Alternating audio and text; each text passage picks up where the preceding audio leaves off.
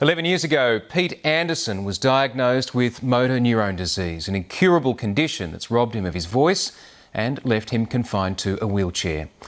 His life probably wouldn't normally grab much attention if it weren't for Pete Anderson's determined effort simply to be able to communicate with his own family once again. As his disease took hold, Pete Anderson began writing a memoir for his daughter. Lisa Whitehead takes up their story. This is my scrapbook I've been doing for school.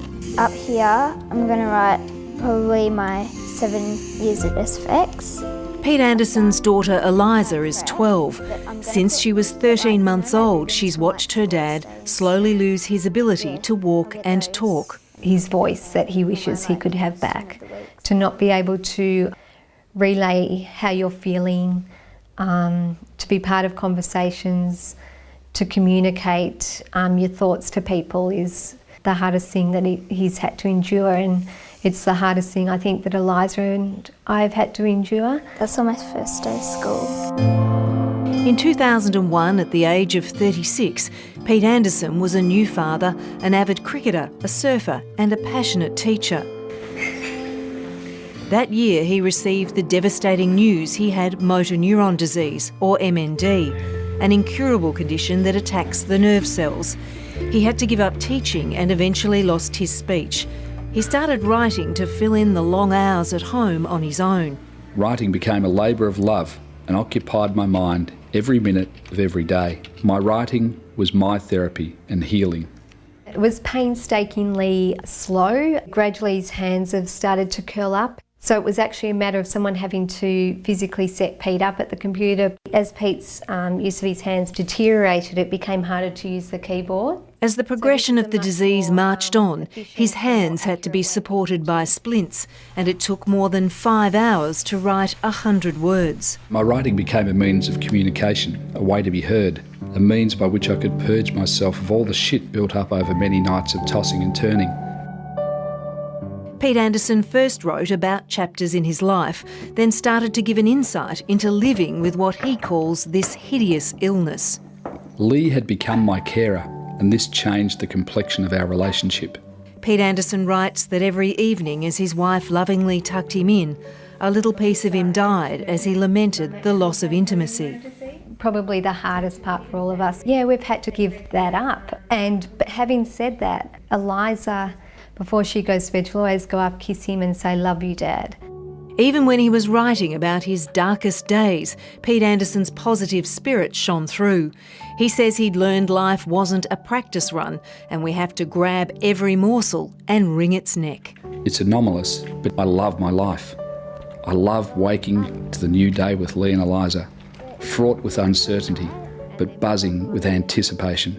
To have Pete's voice permanently, captured within the pages of that book is what it's all been about for us. And Eliza has just read little sections of it so far, and I think when she's older she will treasure that. Don't forget to stop every once in a while and give me a fleeting thought, maybe when you're at the beach and when you're sad or in need of help. I will never be far away. Put the head up a little bit. Most people diagnosed with MND have a life expectancy of between 1 and 5 years. Pete Anderson has lived longer because he's in the small percentage of patients who have a variant of the disease that progresses more slowly. I think very few people who would endure something like Pete has had to for so long would still be able to, form a smile on their face. But he does. He's a happy person. Pete and his wife and family have been, probably very, very resilient. I think he says in his book that he's never felt angry at the diagnosis. He must have skipped that phase, he says. And he's not looking to be superhuman in the way he copes with his illness. He's just trying to bring the qualities that he brought to his sport to the way he copes with the burden of this disease. I've changed my mind. That's the best moment. His best mate Mark Evans is part of a wide support network who've made it possible for Lee Anderson to look after her husband at home. But after 11 years, he's facing the prospect of going into full-time care. I think there are a couple of really strong messages that I've seen through Pete. One is this incredible resilience and persistence and determination to do what he can to fight this disease.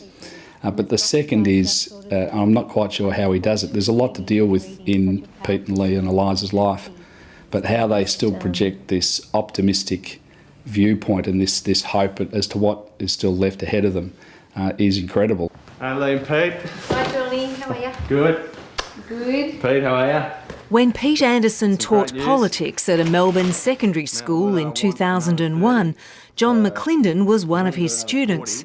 We've sold out in the city. There's a waiting list at Hawthorn. He now works as an advisor to the Victorian opposition leader, but he's taken on the job of book editor as well. The book is about incredible determination, incredible courage, incredible love for his family. The book is about how precious life is. I've watched family and I've watched friends gain strength from it themselves, and it breaks my heart that it has to be us that, has to live this. But the other thing I think that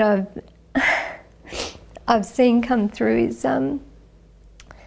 that fortunately we're both people who can look beyond our situation and the good that is within people. The generosity that has come our way is incredible, and it takes his suffering to see that. Silent Body, Vibrant Mind is testament to what Pete Anderson writes continues to inspire him. Ordinary people doing extraordinary things. I'll never ever meet anyone like Pete again, and this book shows just what an extraordinary human being he really is. I have fought the good fight. I've left behind a legacy. I'm a good person and have touched many hearts. What more can one ask?